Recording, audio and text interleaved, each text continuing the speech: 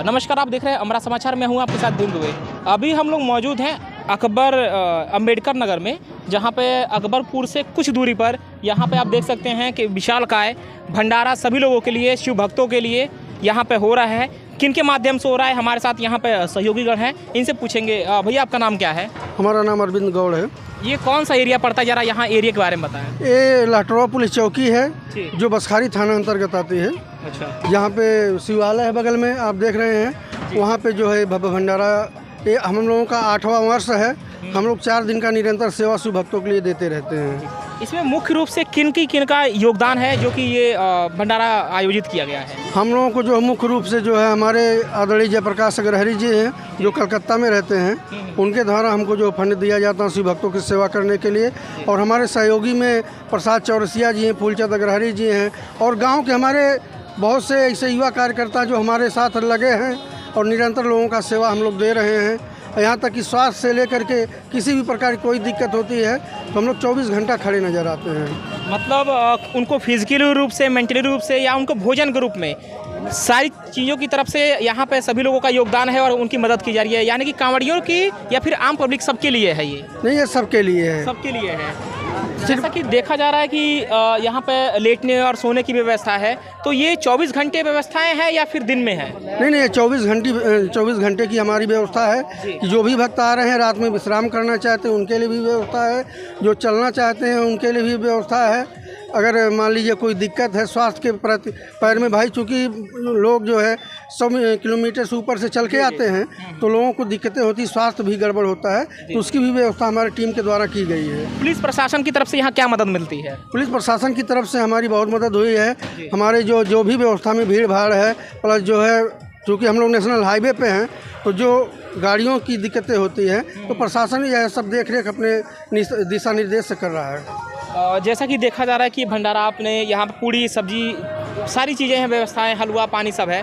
तो ये जो व्यवस्थाएं हैं, क्या ये व्यवस्थाएं जो है आपके सहयोगीगण जो भैया हैं वो 24 घंटा यहाँ व्यवस्था देते हैं या फिर रात में इस तरह बंद रहता है ये? नहीं, देखिए हमारी व्यवस्था चालू रहती है। जो भी भक्त आते हैं हम लोग उनको बैठाते हैं, ठीक है। अब 2-4-6 लोग हर वक्त जागते हुए यहाँ मिलेंगे आपको। यानी कि रात में भी अगर कोई रात्रि में आए और यहाँ पे भोजन करना चाहे या विश्राम करना चाहे तो उनको लिए कोई यहाँ असुविधा नहीं है? नहीं, कोई असुविधा नहीं मिलेगी। सारी व्यवस्थाएं उन लोगों के लिए हम लोग हर वक्त तैयार हैं। हमारे चैनल के माध्यम से यहाँ के लोगों के लिए क्या संदेश है आपका? आपके चैनल के लिए हम बहुत बहुत धन्यवाद देते हैं। और आपने जो एक नज़र हम लोगों के लिए उठाया, क्योंकि हम लोग निरंतर यहाँ कार्यरत हैं, लेकिन हम लोगों ने कभी उपेक्षा नहीं किया था कि हम लोगों को जो है अन्य लोग देखेंगे। क्योंकि आज के डेट में जो आज दिन है, आज अधिकतर लोग आजमगढ़ जनपद के हैं जी जाने वाले भक्तगण, तो वो लोग भी आते हैं। सब लोग जान रहे हैं कि लाटरवा पे एक भंडारा होता है, उसका हमें बहुत अच्छा फल मिल रहा है कि लोग माने बसखारी से चलते हैं तो उनको ये भरोसा होता है कि हमको जो है लाटरवा जाएंगे तो हमको वहाँ व्यवस्था मिलेगी। ये भंडारा लगभग कितने वर्षों से लगातार आयोजित हो रहा है? ये हमारा 8वां वर्ष है। ये आपका 8वां वर्ष है जी। और हमारे साथ यहाँ पे भक्तगण भी मौजूद हैं जो कि दूर दूर से चल के यहाँ पे विश्राम करने के लिए आए हैं। हम इनसे भी पूछेंगे, आप कहाँ से हैं, आपका नाम क्या है? जी, मेरा नाम प्रिंस मिश्रा है। आप कहाँ से हैं? अम्बेडकर नगर जिला, बंदीपुर जी। तो ये यात्रा जो है आपकी, ये पैदल है या फिर मतलब किसी वाहन से भी आप लोग? नहीं, हम लोग पैदल यात्रा करते हैं। पैदल यात्रा करते हैं। आपका यात्रा का स्थान कहाँ है, गंतव्य स्थान क्या है आपका? जी, मेरा गंतव्य स्थान जो है वो अहिरौली है। अहिरौली से वहाँ शिव मंदिर होगा, तो जरा उसके बारे में बताएं आप। जी, वहाँ पर हमारे जो कि पूर्व लोगों के द्वारा हमें बताया गया है कि वहाँ पर शिवलिंग जो है खुद से निकली हुई है, जहाँ पर हम लोग जल चढ़ाते हैं। हाँ। जी। तो कहीं ना कहीं वहाँ उस शिव मंदिर के बारे में अगर आप बता रहे हैं तो वहाँ की कुछ मान्यताएं भी होंगी जिसके बारे में आप कुछ अगर जानकारी हो तो बताएं। जी, वहाँ पर बताया जाता है कि वहाँ पर जो मंदिर है वहाँ पर आज तक कोई बनाना चाहा ऊपर छत नहीं बना पाया। जो कोई भी छत बनाने की कोशिश किया है, किसी न किसी प्रकार से वो जो है बाधित किया गया, छत मतलब बन नहीं पाया कोई भी कारण। कहीं ऐसा भी देखा जाता है कि प्राकृतिक जो प्रभु की कहीं ना कहीं शक्तियाँ होती हैं वो छत नहीं लगने देती है क्योंकि उनको खुला आसमान पसंद है। तो ऐसा भी कुछ होता है? जी सर, ज़रूर है। अभी क्योंकि मैं आपको बताऊं तो मेरी जानकारी में 2 बार ऐसा हो चुका है। काफ़ी संपन्न लोग थे, जो लोगों ने मूर्ति स्थापित, जो वहाँ पर शिवलिंग स्थापित है, वहाँ पर जो लोग जो है मंदिर बनाने की कोशिश किए, तो मंदिर बनाने से पहले ही कुछ ऐसा उनके साथ हो गया कि वो लाचार होकर मंदिर ना बना सके। ये आपका केवां वर्ष है, पहला प्रथम वर्ष है या फिर इससे पहले भी आप जा चुके हैं? मेरा ये 8वां वर्ष है। 8वां वर्ष है। क्या ऐसा भी है कि मान्यता कुछ अपनी इच्छाएं लेके जाते हैं या फिर निस्वार्थ भाव से सिर्फ जल चढ़ाने के लिए? नहीं, मैंने जब स्टार्ट किया तो मैं निस्वार्थी जाता था, बट जब से मैं लेकर जा रहा हूँ मेरे साथ काफ़ी कुछ अच्छा ही हो रहा है। अपने आप वो तो होना शुरू हो जाता है जब प्रभु का आशीर्वाद लगता है। ऐसा मुझे लग रहा है कि कहीं ना कहीं मेरे ऊपर भोलेनाथ का आशीर्वाद बना है। आपके सहयोगीगण भी आपके साथ होंगे? कितने की लगभग टीम है आपके साथ? जी, हमारे पास कांवड़ यात्री जो है, कांवड़ लेकर चलने वाले 45, हमारे टोटल 52-53 की टीम है। ये यात्राएं लगभग कितने दिन में संपन्न होती है? जी, यात्राएं आज हमारा 4था दिन है। जी, हमारे साथ यहाँ पे अन्य भक्तगण भी मौजूद हैं, काफ़ी दूर दूर से आए हैं। इनके बारे में पूछते हैं। आपका नाम क्या है? मेरा नाम संजय यादव है। कहाँ से हैं आप? गोरखपुर जिला का। तो गोरखपुर में कहाँ से हैं आप? गोरखपुर में चौरी चौरा से आगे पड़ेगा। चौरी चौरा से आगे, यानी कि काफ़ी दूर से आप ये यात्रा करते हुए आ रहे हैं। पैदल ही कर रहे होंगे यात्रा? पैदल ही कर रहे हैं। कितने दिन में आप यहाँ पहुँचे हैं? यहाँ हम 3 दिन में पहुँचे हैं। 3 दिन में पहुँचे हैं? जी जी। मतलब आप निरंतर कहीं ना कहीं लगातार चलते हुए आ रहे हैं। फरीदाबाद से आए हैं, अयोध्या से जल भरे हैं, गोविंद साहब में डालेंगे। ये हमारे अयोध्या सरयू नदी में जल भरे हैं और जल कहाँ? गोविंद साहब में। गोविंद साहब। जी जी।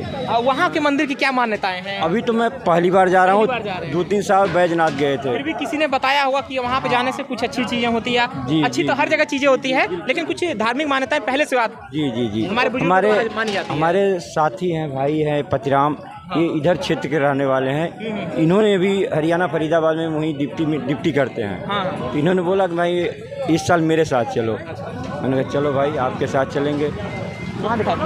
हम आपको दिखाना चाहेंगे कि कांवड़ यात्री जो हमारे भक्तगण हैं, ये आप देख सकते हैं उनके लगातार कांवड़ है। तो ये आप जो कांवड़ लगा हुआ है, ये कैसे पहचानते हैं कि एक दूसरे का है? ये इसमें जरा जी सर, ये दरअसल हम लोगों के द्वारा कुछ ना कुछ मार्किंग की गई होती है, जिसके द्वारा हम लोग अपनी अपनी कांवड़ पहचानते हैं, क्योंकि हम लोग इतने पवित्रता के साथ अपनी कांवड़ वहाँ से लेकर के आते हैं काफ़ी विकट परिस्थितियों में। तो हम लोग चाहते हैं कि हम लोग अपनी ही कांवड़ घर लेकर जाएँ और कहीं ना अपने कहीं ये जो धार्मिक चीज़ें हैं, इसमें मान्यताओं के अनुसार या तो करना चाहिए या तो नहीं करना चाहिए। नहीं करना चाहिए मतलब अगर आप अच्छी तरह से पवित्र नहीं रहते हैं तो ना ही करें, और ये काम अगर करें तो पूरी पवित्रता के साथ ही करें तो सब। जी जी जी, मेरा मानना ये है कि अगर हम किसी भी काम को, यही केवल हमारा धर्म का काम ही नहीं, कोई भी काम हम करें तो हम पूरी शिद्दत के साथ करें, और ना करना है तो हम एकदम मना कर दें। मेरा मानना यही है। अच्छा, मैंने ऐसा देखा है कि कहीं ना कहीं हिंदू वर्ग के लोगों को बदनाम करने के लिए कुछ ऐसे लोग भी बीच में घुस जाते हैं कि कहीं ना कहीं उपद्रव मचाने की कोशिश करते हैं। उसके लिए आप क्या संदेश देना चाहेंगे कि ऐसे लोग अगर अनजान रूप में बीच में आए,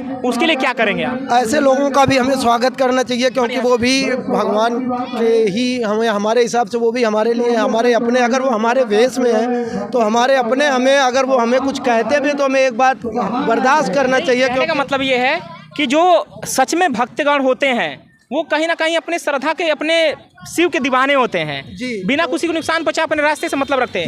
लेकिन कुछ लोग उपद्रवी ऐसे घुस जाते हैं बीच में, जो कि फालतू के किसी से मतलब अभद्र भाषा का कभी रास्ते में किसी का प्रयोग कर लेते हैं। तो ऐसे लोगों के लिए आप क्या संदेश देना चाहेंगे और उनके लिए क्या ऐसा ट्रीटमेंट हो? जी सर, मैं हमेशा ये कहना चाहूँगा, जो उपद्रवी लोग हैं हाँ। वो बाबा नहीं होते, और जो बाबा होता वो कभी उपद्रव नहीं करता। तो इसका मतलब आप समझ सकते हैं कि दोनों में क्या करना चाहिए, किसके साथ और क्या नहीं करना चाहिए। उनके लिए क्या संदेश देना जी, चाहिए? उनके लिए मैं यही करना चाहूँगा कि मैं सबसे पहले तो उन्हें खुद ही संदेश देना चाहूँगा कि ऐसा उन्हें करना ही नहीं चाहिए, और यदि अगर वे ऐसा करते हैं तो उनके साथ कुछ ऐसा किया जाए कि दोबारा कोई उन्हें ऐसा कोई करे, इस बारे में वो सोचने से ही थर्रा जाए। जी सर, हमारे चैनल के माध्यम से और भी भक्तगण होंगे, कहीं ना कहीं चलते चलते मनोबल धीरे धीरे कम होता जाता है जितने आप नज़दीक पहुंचते हैं, उनके लिए क्या संदेश है आपका? जी, उनके लिए मेरे पास एक ही संदेश हमेशा मैं एक शायरी के माध्यम से बता दूं आपको। तो कहना है कि कृष्ण जी हमेशा एक गीता में कहते हैं अर्जुन को संदेश देते समय कि डरना नहीं किसी के भी पैरों के नाप से, आखिर में पुण्य जीत ही जाएगा पाप से।